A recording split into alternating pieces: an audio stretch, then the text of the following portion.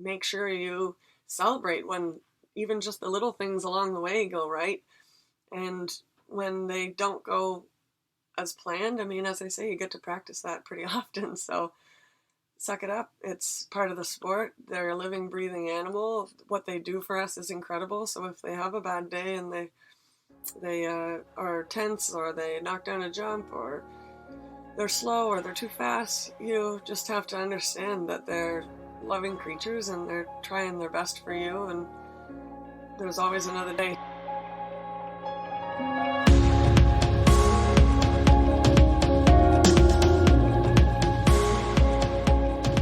Welcome to Practical Horseman's podcast, a show featuring conversations with respected riders, industry leaders, and horse care experts. The show, which runs every other week, is co-hosted by Practical Horseman editors, and our goal is to inform, educate, and inspire. I'm Jocelyn Pierce, and this week's episode is with elite Canadian eventer Selena O'Hanlon. Selena has been a stalwart for the Canadian eventing team. She competed at the 2008 Olympic Games and 3 consecutive World Equestrian Games, 2018, 2014, and 2010, during which she earned a team silver medal. She also competed at the 2011 Pan American Games aboard John and Judy Rumble's Canadian sport horse gelding, Foxwood High, or Woody as he's known in the barn. Canada also took home team silver there. In addition, Selena was the top-placed Canadian rider at the Rolex Kentucky 3-day event in both 2014 and 2017 aboard Woody. The pair won the 2017 Fairhill International CIC 3-star. Selena was the first Canadian to do so, and Woody was later named the 2017 U.S. Eventing Association Advanced Horse of the Year. Selena and her mother, Morag, an incredibly accomplished eventer herself, operate O'Hanlon Eventing at Balsam Hall in Kingston, Ontario, where they teach event and dressage riders of all levels, run a boarding program, and produce and sell talented horses. Selena progressed as a youngster under her mom's watchful eye and was immersed in the family business from an early age. Selena continues to have a real passion for learning and for teaching, and she's honed her craft under the tutelage of eventing royalty like Bruce Davidson and Mark Todd. Selena is a true horsewoman who always puts her horse's best interests first, and it's obvious that they try hard for her, and her results also reflect that. Always humble, Selena credits her team and supporters for her motivation and success. Our conversation spans from her early years competing in Western and swimming with her beloved quarter horse Toby, to how she got over her fear of jumping big jumps, the relationship she's developed with her fellow countrymen while on teams, how she handles losing, and her aspirations for the future. Selena finds respite from the harsh Canadian winters in Ocala for part of the year, which is where I caught up with her in mid-February. Now let's jump right into the episode with Selena explaining how she first got involved with horses and riding.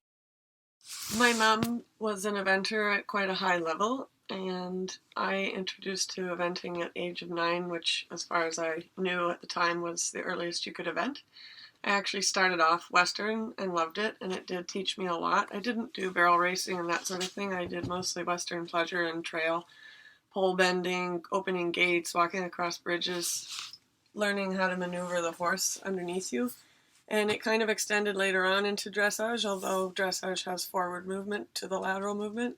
You do learn how to move a horse around, and my horse was a very big quarter horse. But yeah, seeing my heroes, my idols, which happened to be friends of my mother's, I was really lucky that way, inspired me, and also watching them on TV and in videos. We didn't have live stream back then, but that's definitely what inspired me. And so you touched on this a little bit, but your mom is certainly an accomplished rider and coach in her own right. And I read that she trained in the UK and in Vienna before coming to Canada. Can you talk to us a little bit about her training philosophy and how that's influenced your riding? And, I guess, did her background have any kind of influence on the career path you took? My mother's CV is extensive. It takes up 3 or 4 pages. She worked with John Lasseter and ran the Spanish riding school. She trained with Jenny Lauriston Clark, and that's how we ended up with our stallion Ramiro that we brought to Canada with us and started up a breeding program with. She also, as I said before, has incredible friends who are all at the upper levels. I got to meet Bruce Davidson and Stephen Bradley and Mark Todd and some of the world's greatest riders And not only were they my coaches, but they were friends of the family, so you felt like they really wanted it for you. Her teaching philosophy definitely had a big influence on me because she was my coach for most of the beginning of my career. Also, watching her teach, we ran an extensive working student program with about 12 working students at a time on a huge property with multiple disciplines. There were Sue Pritchard there with hunter jumpers, and I grew up watching Ainsley Vince and her sisters learn how to ride. So I have to say that the teaching definitely was a big part of it. And then her dedication and her love of the horse. She didn't actually get to start learning to ride herself until she was in her 20s. And she learned out of a book, basically. She told me she has a music stand and she put the book on it and she just learned by chapter. She was so good and reliable at looking after horses that she got to work in some of the best barns in the world. And then they realized that she had some talent as well. Before that, she rode some pretty rogue horses, I think, which she'll tell you didn't teach her a lot. But she did get a chance to show some of these people that she worked for that her riding ability was there, and then they started helping her. And so she was late to learn how to ride, and the base program in terms of lectures, every morning at 9 we have lectures with all the working students. So I heard the base program over and over and over again each year because you would take on new working students. We also kept some working students for years and years and years who went all the way up through the Canadian coaching levels. So it really stuck in my mind. And then the imagery that she uses teaching, I teach a lot like her. It's great that I've had the opportunity to train with other top class coaches, and I try to integrate their style of coaching and their exercises and their knowledge into my base program. But my base program still always starts with my mom's imagery and her lessons and her dedication to looking after the horse. Can you describe just a little bit what the base program is and what that entails? Routine. She's really dedicated to routine. She works with a lot of difficult horses, and she made sure I didn't ride difficult horses until I was probably 16 or maybe even older. And, starting at 7 or 7:30 in the winter, always doing everything in a routine so the horses learn to settle as quickly as possible. We always water and hay before we grain, and lots of people do barns different ways and that sort of thing. But this one's really by the book. And then, we have our lessons in the morning. And then if you are a good enough rider, you might get given more horses to ride. Also, kind of her fitness program, I've never wavered on that either. The interval training, I run on a 4-day program. So the horses, day 4 would be a stress day where they galloped or did an event or cross-country training or something like that. And then day 1, every second day 1 for a horse like Foxwood High, they would have off. And if they were doing a day 1 where they were being ridden, they would probably hack out or do something light. And then day 2 and day 3, you can interchange a little bit. Day 2 would normally be dressage training, and day 3 would be maybe a trot set and a jump training. We try not to jump the horses more than twice a week, even when they're learning. And then, Foxwood High, he probably only jumps once a week, if that. And both you and your mom hold clinics, teach, train horses. What's it like working alongside your mom? It's awesome. I really enjoy it. I'm sure it was a little rocky while I was a teenager. She gradually gave me more responsibilities. I finished high school via correspondence and schooled at home. Luckily, one of her clients who rented a house as well as boarded horses with us was a top professor at a university, so she helped me with any kind of math mostly that I had trouble with at home.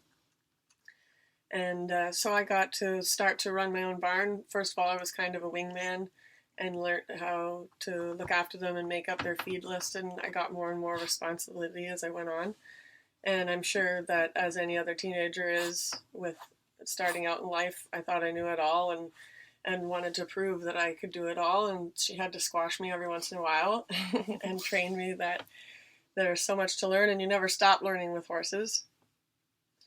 But now I appreciate it more than ever.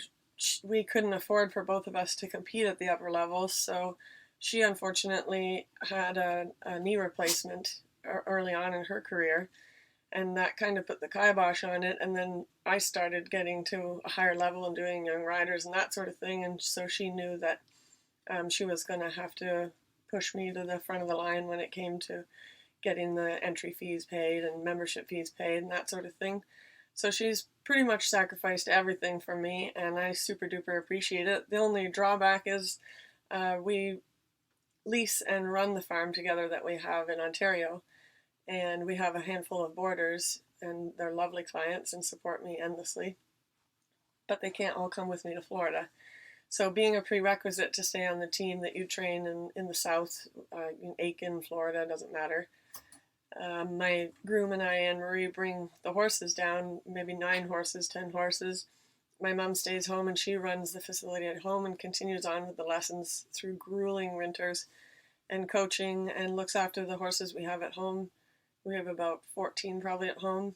When they're all at the barn together in the summertime, we can have anywhere from 28 to 31 horses.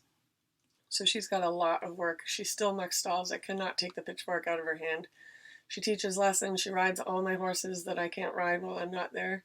She's a very busy lady, and I couldn't do it without her, but I truly wish she could come to Florida because she deserves it more than anybody, but also her friends are here. Bruce Davidson's here, and other friends, Stephen Bradley, all sorts of people, and that way she could come to the events and enjoy watching our young horse Benny that we're bringing along and cheer for Woody and enjoy the summer, the summer weather, I should say, instead of the winter weather. I hope one day I can convince her to semi-retire and come to Florida with me. That would be really fun. And you started riding with Bruce Davidson at a young age. What was that like? If it weren't for Bruce Davidson, I don't think I would jump above probably 3 feet, if I were honest. I had a fear of jumping height when I was young.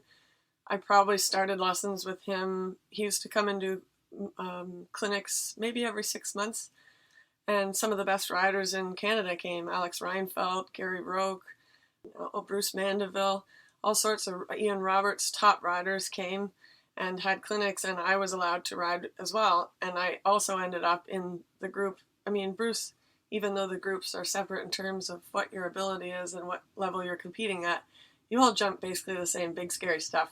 So I got to ride with those guys, and they pushed me, and I trusted Bruce because I was more afraid of Bruce than the jumps. They pushed me, so I used to wait in line for my turn to go, and my little face would be all scrumpled up and the tears would be rolling down my cheeks because I'd be absolutely deathly afraid of the grid he was setting up.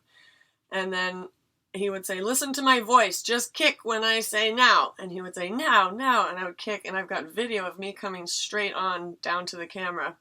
My tiny little legs are flying off the horse's side, and I'm kicking him as hard as I can when he tells me to, jumping down at least like a 4'3" grid. It's insane. And so he really got me over it, and because I trust his knowledge and his experience, I know that if I had a problem, he could get on and fix it. And because I was deathly afraid of him and inspired by him, I kept going, and you need that kind of bond. I'd been spoiled. I'd always had coaches who really wanted it for me genuinely. It wasn't just their job and something they were paid for. They invested a lot of time and effort, and they wanted it as badly as I do. And still, now Bruce comes to the shows. He came to all my 4 stars at Rolex and gives me a pinch for good luck and walks the course with me and will help me no matter what. And it's definitely, I owe everything in terms of getting over my fear of jumping height and doing the level I'm at. And he instills confidence now too. Sometimes it's just good to hear that you are on the right path. Just keep struggling, that there's no quick way there and there's nothing special that you're missing. Just keep working at it. And he's very honest that way and has an incredible breeding program. And now I've gotten to ride a lot of his young horses. We have one of them in our barn that belongs to one of our clients, and they're really quality animals. So there's that side of it too, the breeding and the horsemanship, and as well as the competition experience. You've also had the opportunity to work with David O'Connor quite a bit. How has he influenced your riding? David's really good at both sides of the job in terms of he's a very, very, very good coach. I learned a lot on Colombo with him on the flat.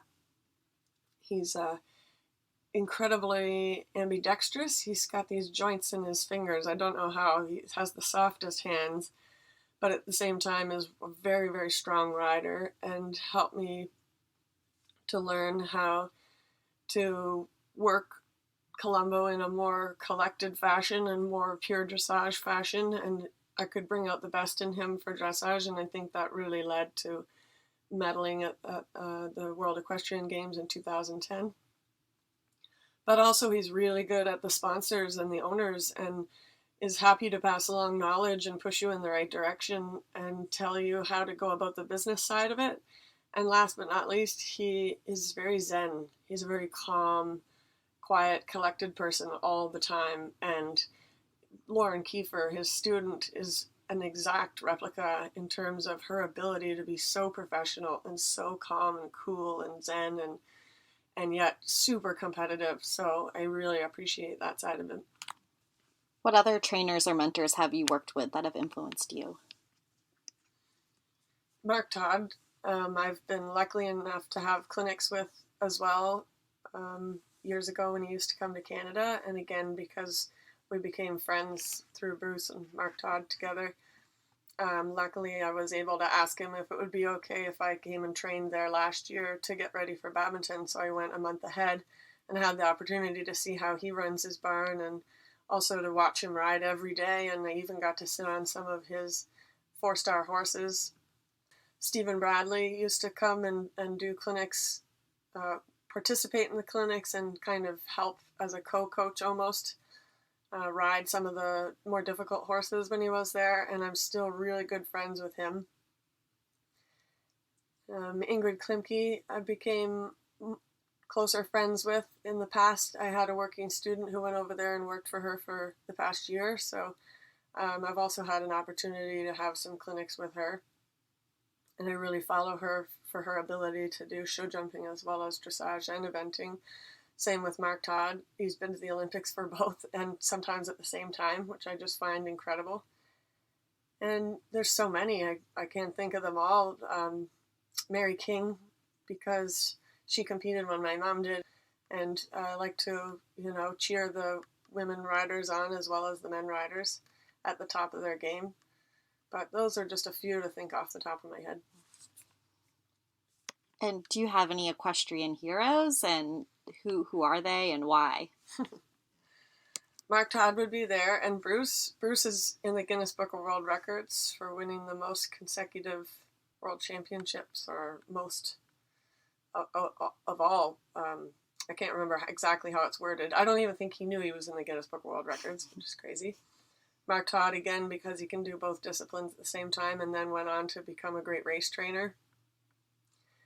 And Pat Burgess, she taught me a lot, and is someone who coaches but doesn't necessarily ride, and wrote a great book, which I really appreciate. Ian Miller, he's been a legend. He's Captain Canada. I also get the opportunity to meet, and he's very generous with his knowledge because I train with Jonathan. And it's really neat that it's kind of a family operation, which I can relate to because I have a family operation. Crystalot Boylan has worked miracles with not only Woody and I, but her own horse, that she's moved up to a high level now of dressage, and I've witnessed it coming up through the levels, and it wasn't the easiest, and she had to be very patient and tactful, and has gotten the best out of that horse. And then, of course, she coaches Megan and a few of the other Canadian dressage riders, and I've known Megan. We were both in the Checkmate horse trials area in the north of Ontario when she very first started riding, so I've gotten the chance to get to know her better, and I really appreciate the way that she works with the horses and gets results. Do you have a favorite exercise or type of work you think is important, and can you describe it? That one's a little bit difficult. I would say as an exercise that's quite simple, but addresses a lot of issues, and that I use on a horse like Woody when he's tense or losing his rhythm at a horse show in the warm-up, all the way down to working my own riders who they find it difficult because you have to count and they always miss a beat or they sit twice. So it's changing your posting diagonal on every 4, and you only count each time your bum touches the saddle in your rising trot. So each time your bum touches the saddle on the downside of your post in your posting trot, you count 1, 2, 3, and on the 4th you do sit, which is change your posting diagonal. So if you have a horse that rushes, when you sit, you can use your core and your seat and make the horse wait a little bit with you and encourage him to keep the rhythm the same. If you have a horse that sucks back or is a little bit sluggish, when you sit, you can push with your core and your leg and seat, and that helps keep 3/4 of the horse in front of you and keeps them in front of your leg. Really, it's very good for rhythm. If you have a horse like Woody who's being tense at a horse show, you change your posting diagonal every 4 and you can go all over the arena. It doesn't matter what direction you're going. So you can do it on a circle or a figure of 8 or anything like that. And it really establishes the rhythm without going to your hand, but it really tests the riders. Counting and only remembering to count every time you sit, not when you post, is very difficult for them. Also, they sit, and they end up sitting 3 times, kind of like when you're learning to change your posting diagonal and you accidentally bump the tack the 3rd time. So it gets their mind focused, it gets them counting, it gets them thinking about what's happening underneath them. And for the horses, it gets them settled, it gets them rhythmical, and gets them on your seat and leg. And then also it gets you ready for sitting trot. You have to use sitting trot for your test. Maybe you have to use sitting trot for your transitions. Obviously, we have to sit to do any of our transitions. So it starts to get you deeper in the tack and using your aids a little bit better and maybe stronger, so that when you do have to go sitting for a sustained period of time, hopefully you're warmed up to it.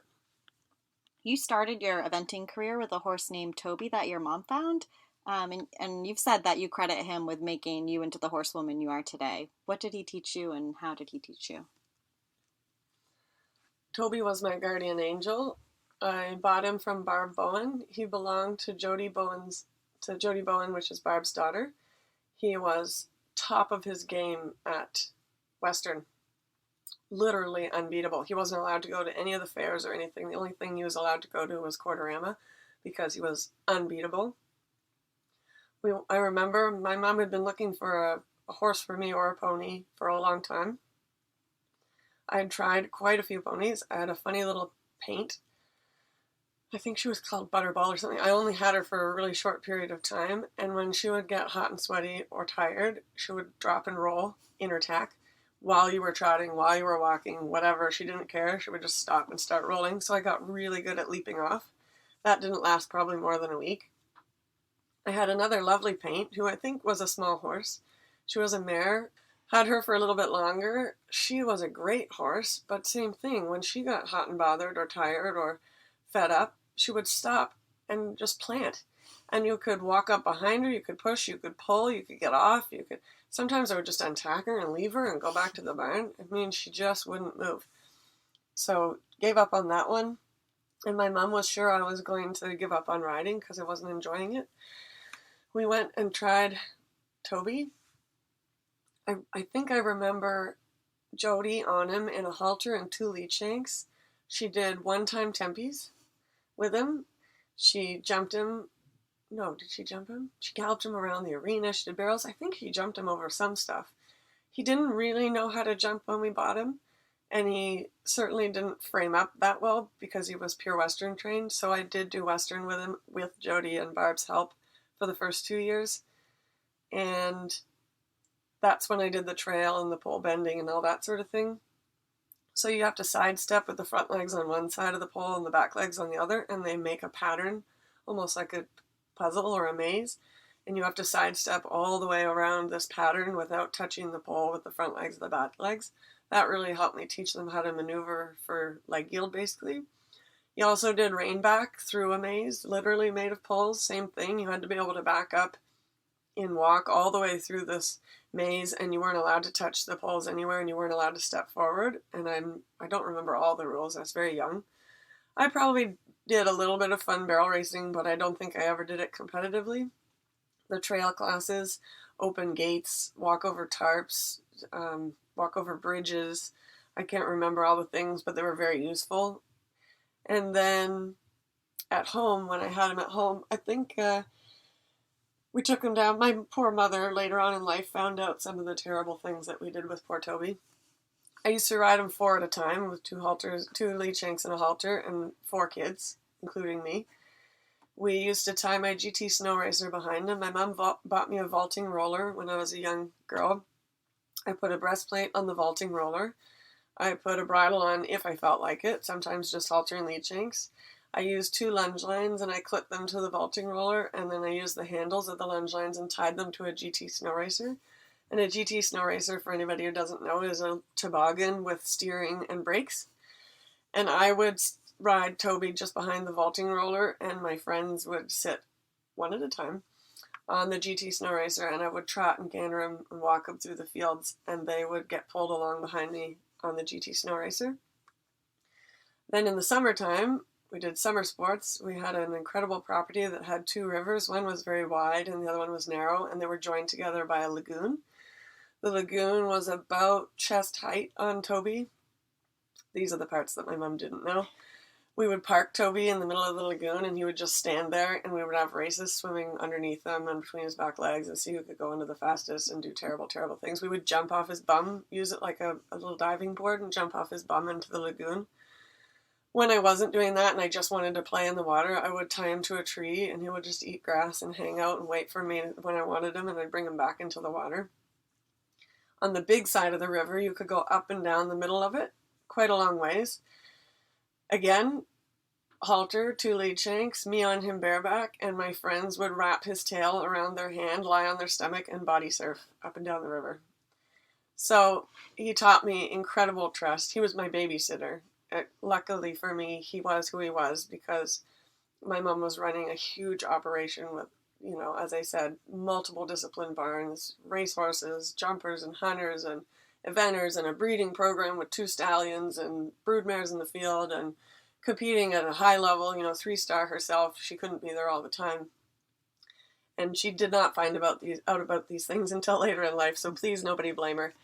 But he taught me trust. And then on top of that, I taught my first student on him. My secretary's grandson was my first student when I was quite young, and I had moved on from Toby to a homebred that we had called the Main Man, and that's who I did my first young riders on. So Toby had a bone chip that was inoperable, so we didn't want to push him further than training level. So once I was ready to move on to prelim, I started teaching my first student on Toby.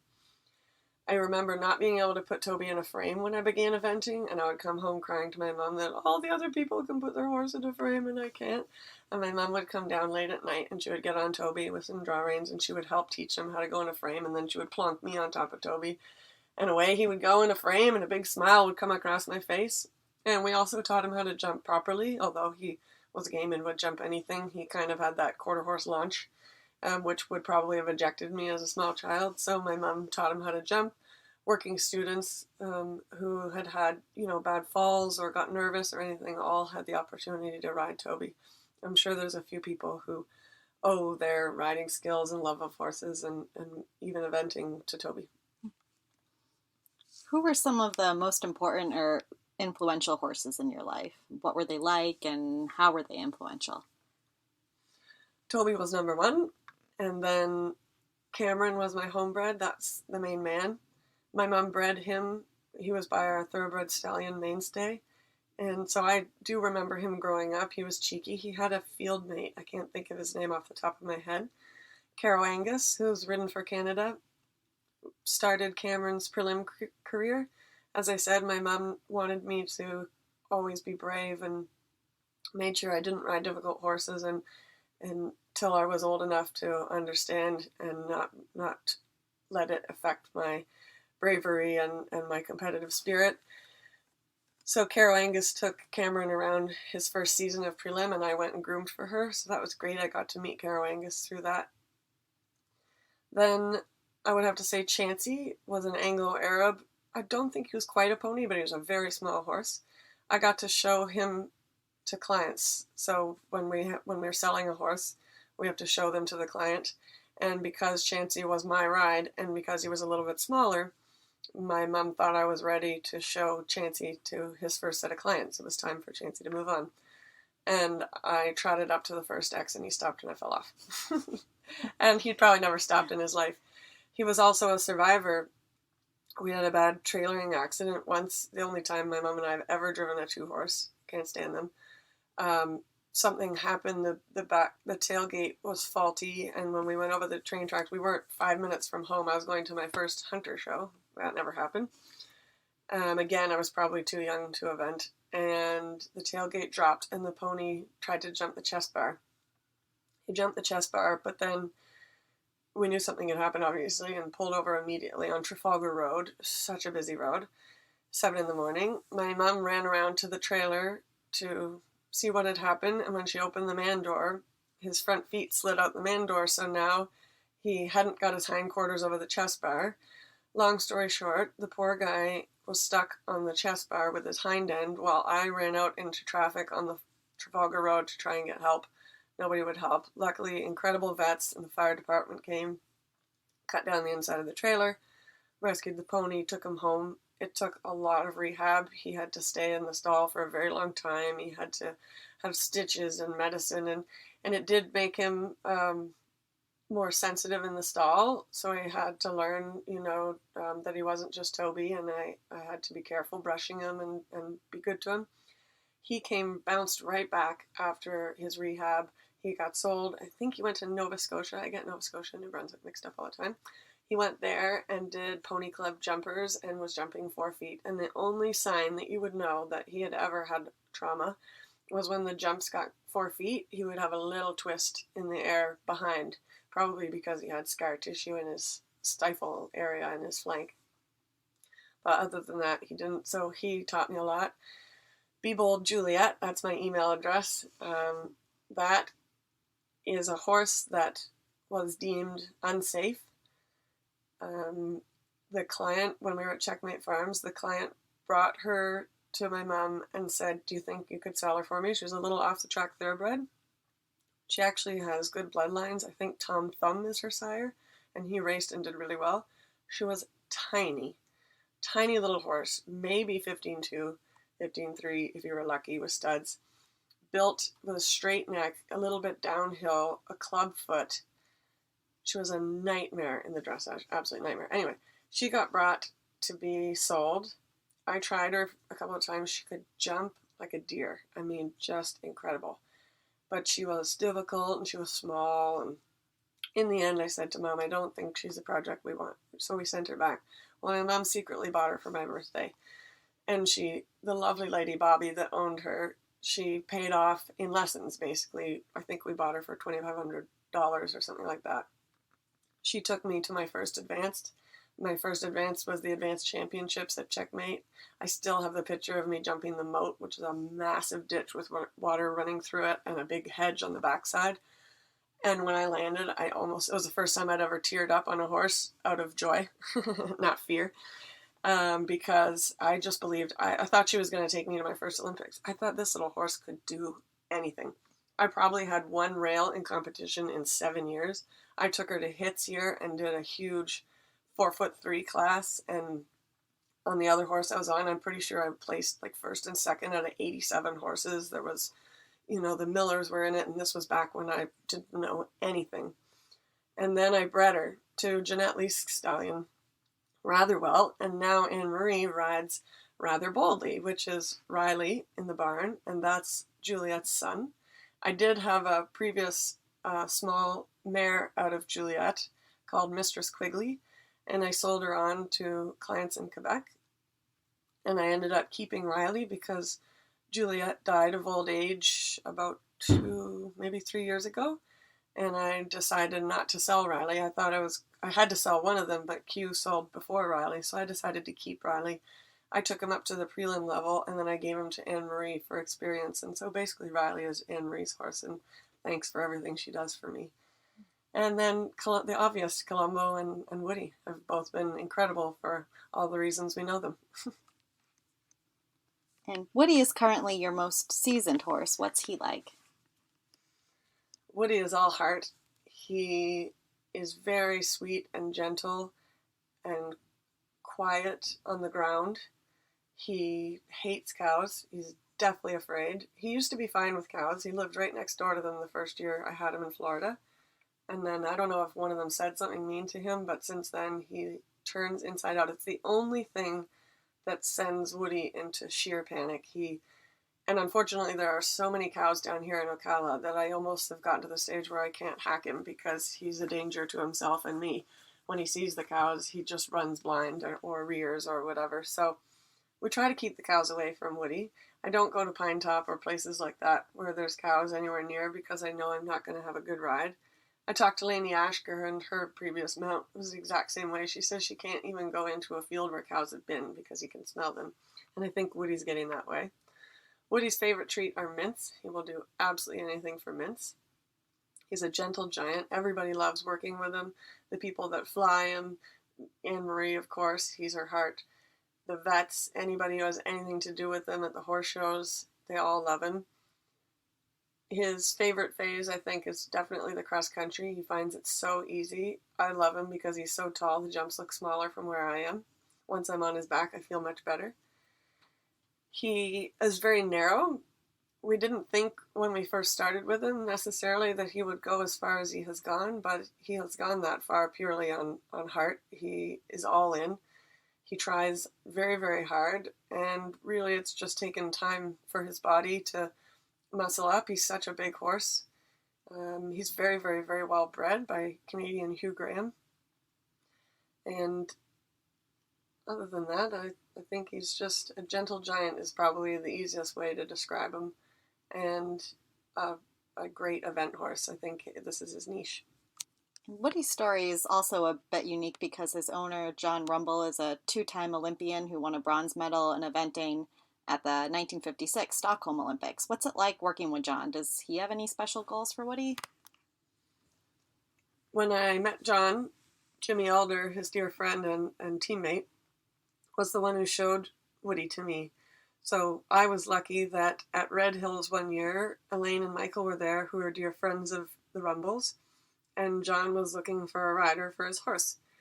And Elaine said, watch Selena go cross country. I guarantee you'll want her to ride your horse. So he did watch me go on Klimbo, and then he approached me and said, would I be interested in coming to see Woody?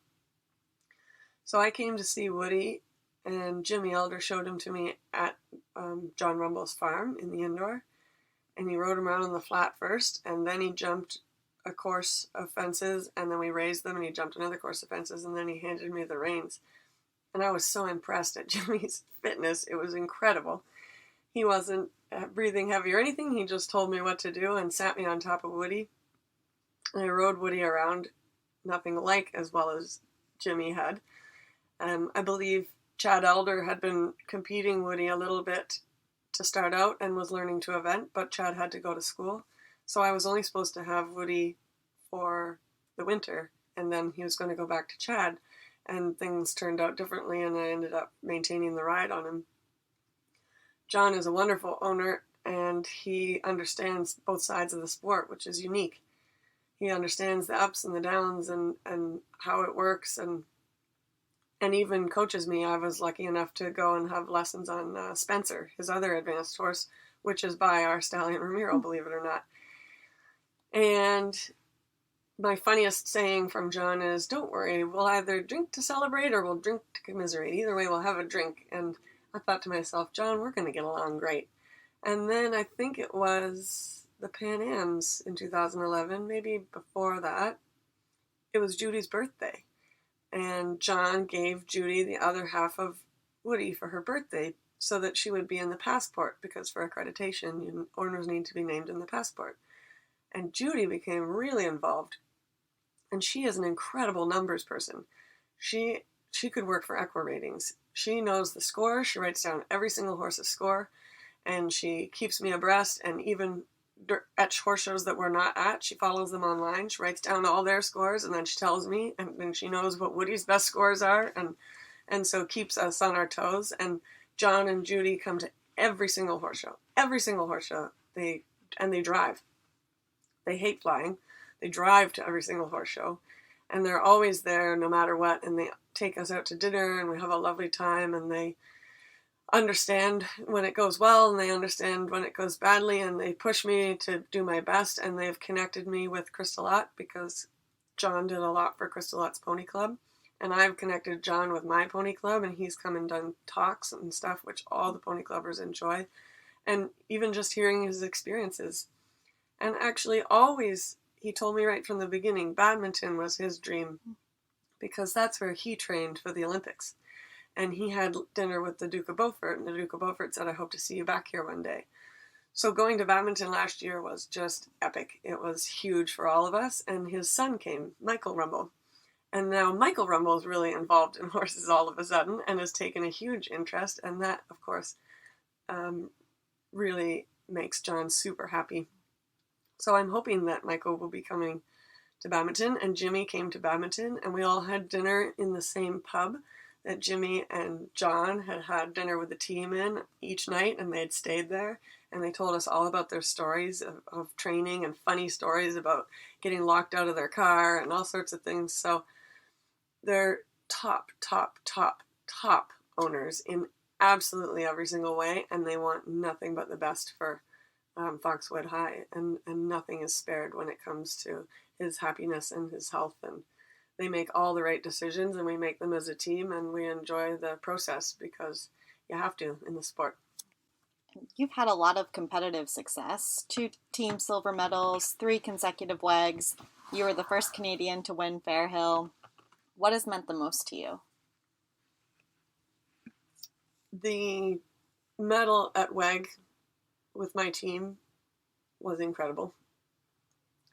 An achievement that I will never forget, but also an experience that I'll never forget. When I was a young person, I did some team sports. I did a little bit of volleyball. I have no hand-eye coordination other than that. Once volleyball was an after-school thing, I couldn't do it because, as I say, my mom was very busy and we lived in the country, so I had to take the bus home. I did track and field, which was more individual for me. I didn't like soccer, I didn't like any team sports because I only wanted to have myself to blame when it went right or when it went wrong. And I learned that was another thing David taught us when I first started with the team. He's like, these people you will never forget, and you will create a bond and that sort of thing. And Jess is like a sister to me. I'm an only child. Holly Bennett's like a sister. She just lives really far away. Kyle Carter was, I don't know if you guys read the article that was written by all of us. Every one of us was interviewed individually, and every single one of us had a story about Kyle, about how he just was the backbone of the team and kept us together, and he knows when to time, a sarcastic comment. He knows when to be positive and really help you and push you through. He made a big difference, and I'm so glad to still have him as a friend. He's very entertaining. When him and Mike Winter were on the team together, it was hilarious. I think they could have had their own TV show, and that could have been a fundraiser for us. But those ladies were all a part of the team. Sometimes they were actually on the team, or sometimes they're just listed riders, so you get to do training camps with them. They taught me to not take myself so seriously, and for us to win a medal together and inspire our country and hopefully owners and that sort of thing made a huge impact on me. I will cherish that medal forever. And then winning Fairhill was more for myself, Woody, and the owners, and Team Woody, which obviously Anne-Marie is at the head at. That was kind of felt like making a little bit of history all by myself with a more individualized team. The Rumbles, I really wanted it for John because, as I say, he never holds back, and he believes 100% in Woody and I, and it was great for him to be in the limelight a little bit.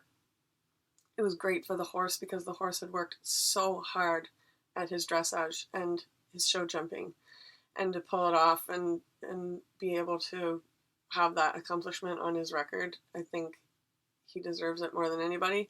And then to perform and provide, some sort of record for Anne Marie, who works grueling hours, and Woody is her heart. She will definitely get a chance to ride Woody one day when he retires, just like Kathleen got to ride Ballynoe Castle. I thought that was just awesome. I hope that one day, when Woody is no longer doing this level, that Anne Marie gets to take him around, because they have a bond that's almost closer than Woody and I's. So to put that out there and prove that, we're a force to be reckoned with as a country, but also that our hard work pays off in results that people can see. I think that was my second favorite. Do you have a routine before a competition? I listen to books on my iPod for the drive, and then sometimes I listen to them just while I'm going around. I like to listen to music as well, so if I need to take my mind off of what I'm doing, I'll listen to my book, and that way I won't get as nervous. I have Lucky Socks. My sponsor, JoJo Socks. I've always had Lucky Socks because Bruce is very superstitious and he has Lucky Socks, so I had to have Lucky Socks. So I've had Lucky Socks from a very young age, and they used to be socks that people gave me, like once I had Bruce's socks. And now they are socks that JoJo makes me.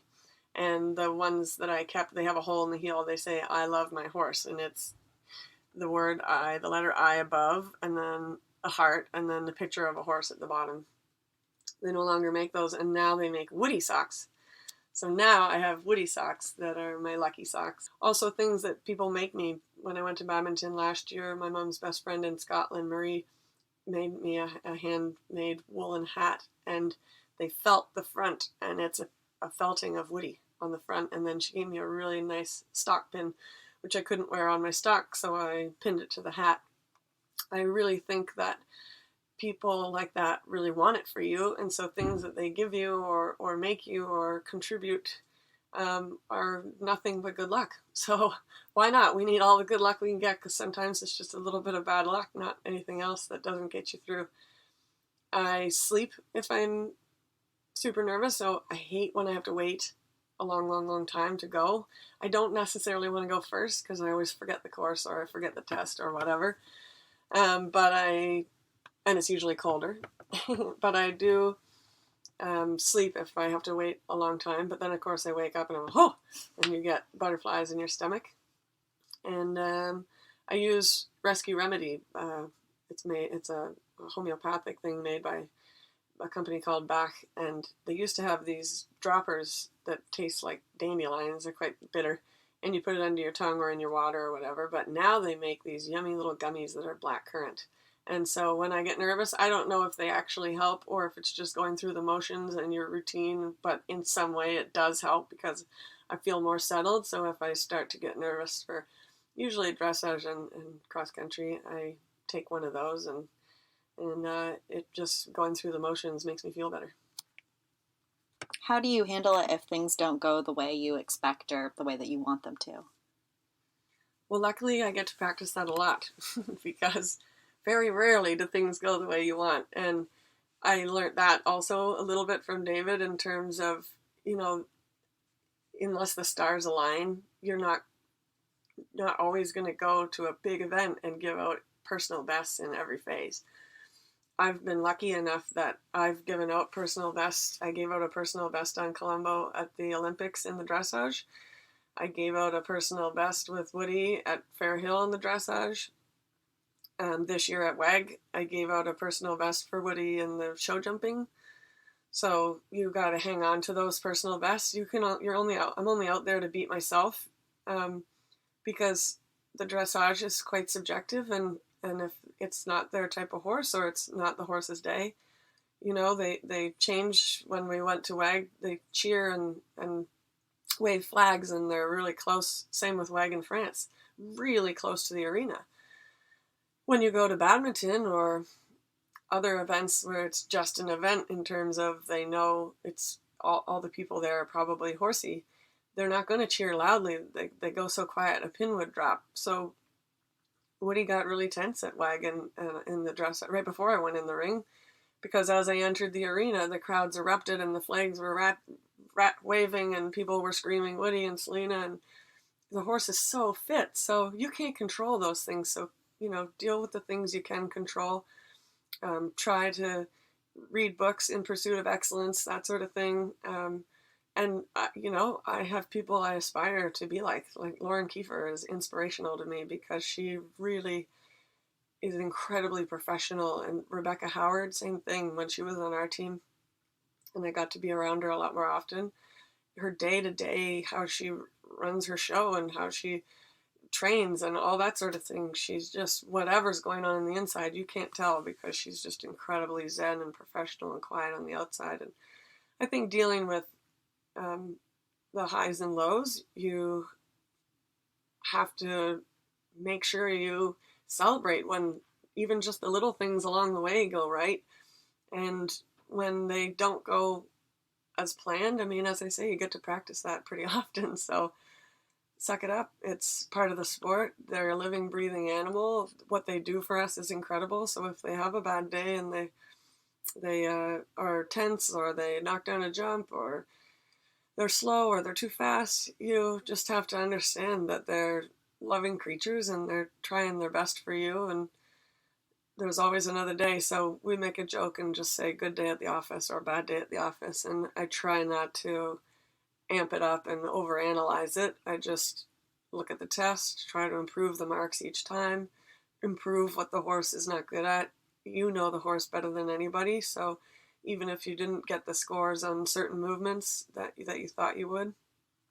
Also, sometimes just looking at what the winning score was. If you weren't that far away from it, then that's fine. It just means next time maybe your chance. Do you have any hobbies out of the saddle? I don't really have time for them. I love swimming in the summer. I don't get to do a lot of it in the winter. I love the sea. Up until the last couple of years, I hadn't actually been to the sea very often, and certainly not where it was warm. I'd only been to the Scottish Sea where it was very, very cold. And just nature, I think, animals. I love seeing different animals and travel. Luckily, that's a big part of my sport. I think it's a huge benefit to be able to see all these different places. But other than that, I'm a little bit of a lazy bones. Luckily, my job requires me for like 12 hours of the day. So I don't get a chance to sit and watch a movie, which is kind of my idea of a good day off. Just watching a movie and not thinking and not moving. If you weren't a professional rider, what would you do instead? Well, hopefully I would still be able to teach. I always said that if I ever had an injury or was unable to ride for any reason, that I would love to teach. I started teaching, I think I did my first clinic when I was about 15 or 16. As I say, I had my first student probably when I was about 13 on Toby. My love of teaching, I will teach any level, anybody. People always say, when they're booking clinics and that sort of thing, is there a level you won't teach or whatever, or I'm not good enough to have lessons with Selena? And absolutely not. If you show up and you're keen and you're willing and able, and the horse is happy and healthy and enjoying what we're doing, I will teach anybody. I've got time for everybody. I really enjoy the teaching side of it. So I would love to one day coach a team. I don't think I have the knowledge yet, not only in the horse exercises and that sort of thing, but you have to have a pretty big compass. You have to know a little bit about course building and course design and all sorts of different aspects of the sport to really be beneficial to a team. But I would hope to one day be able to do that. How do you stay motivated? The people around me. I have a lot of great staff. Anne-Marie, Veronica at home. My mom, who's, as I say, I can't even take the pitchfork out of her hand. And then my fellow riders. I've already mentioned Lauren Kiefer, but I love going to work with those guys every day, and I don't get to see them as often as I do when I'm down in Florida. But their love of the sport shines through them as well, and their willingness to be there and help you if you're in a jam, you forgot something or whatever, and then watching the camaraderie even between the grooms and then the grooms and their horses. Yeah, really, eventers rule. The camaraderie between eventers is like no other discipline. What advice would you give to your younger self? Do a better job of your social media and getting owners and horses under you in the beginning. I think that part of it I came to too late, and I think I'm not on it enough, as it were. You have to dedicate almost as much time to promoting yourself and your sport and trying to get horses and owners together as you do in the barn. And I'm bad. I like riding and everything, and then I'll do chores, and I like mucking stalls, and I like working with Anne Marie, and I like teaching, but I don't like sitting behind the computer. And even worse, I hate calling people, and I'm just not very good at that side of it. I think I should have maybe even done a course in school that would help me. I did do business and that sort of thing, but that's just, operating my accounting and that sort of thing, which luckily my mom does for me still. And I think that I maybe should have gone and had a course in, how to approach people and how to put syndicates together and that sort of thing, because later on it comes back to bite you in the bum. Do you have any regrets? No, I don't think so. Not at all. I have tried to grasp every opportunity I have. I've met the most incredible people along the way. And, we might not have a lot of money in the family or anything like that, but we live life happily, and we get to do what we want, and we get to travel. And, the only thing I wish, as I said before, that could happen and hopefully will happen one day is I would love my mom to be able to come to Florida and do the winter season down here. What's the hardest part of this sport for you? Oh, gosh, time management, I suppose. Yeah, the hardest part of the sport, a little bit, is getting enough experience and enough horses underneath you. I don't think I lack in ability. I think I've proven myself over the years on many different horses, and usually I get horses when they're older in life, and I still manage to take them to the 4-star level and maintain them at that level to a ripe old age. And I don't think I'm lacking in results, and I'm certainly not lacking in drive or diligence or any things that you need to make the whole package. I think a little bit living out where I do in Kingston, maybe. I do know that it was recommended that we go to England or we go to America because it has a much larger pool of owners and horses, and you can get sponsorship a little bit better and have multiple mounts and rides, because you need that experience and you need that mileage to be able to perform on horses like Woody. I need horses to go around and practice galloping at speed. Woody is an older horse. I don't need to run him all the time. I got to save him for the best shows. But if I'm riding, novice and training and stuff in between, you're not practicing going at that speed and jumping at that speed and doing some of those more collected movements and that sort of thing. So maybe it would be better if I did end up, moving to those places, but that's not really an option for me. I'm the same as Jess. I run a family business, and I wouldn't trade it up for the world, but maybe it would have made more business sense in terms of getting more owners and horses and that sort of thing if I did move out of where I live. But I love Canada, and there's a lot of benefits to living there, and you get a lot of support from your government and your country and your federation if you're in your own country. So, there's pros and cons to both. And as you kind of said, you've definitely proven yourself in this sport. What do you think has made you so successful? The people who support me. Absolutely. My mom is the head of the ship. If it wasn't for her, I couldn't be in Florida. As I say, she does all the accounting. She, in the beginning, was my PR person, absolutely. She got me most of my sponsors, who I still have to this day, and that was way back in 2007, probably at Rolex. Also, she's a computer guru. She really helps me. She invented the first equestrian website, and I think won a little award for it and stuff like that. So she was on to the internet long before anybody else. So she really helped me with that side of it, and then maintaining the business while in Canada, and then I'm down here. We have to lease 2 properties. She was my driving partner, to get to and fro. It's like a 26-hour drive. And then Anne-Marie now is my right hand. It's funny how when you have somebody like that who helps you so much, you all of a sudden realize you just can't do anything for yourself. I'm like, wait a minute, I knew how to do all this. So it's not like I still braid, I still muck, I still do it all. But things like remembering, she knows everything about Woody, remembering when he needs his supplements, or if, I have a lesson, or what my personal best was last year, because I don't remember those sorts of things.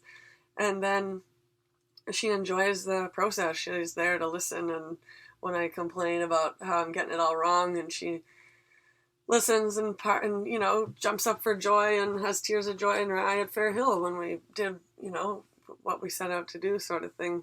And then my lovely owners, the Rumbles, the Davies, my mom owns the other horses, and my sponsors who believe in me and have me out to do, conferences and support me and post pictures of me, and then the fans. I'm pretty sure Woody and my dog Busy have more fans than I do, but they're, now that we have social media, they can really reach out to you, and they send you emails, and they send you support, and they tell you how great you're doing, and they share your pictures, and they share your posts, and it all drives you and makes you successful.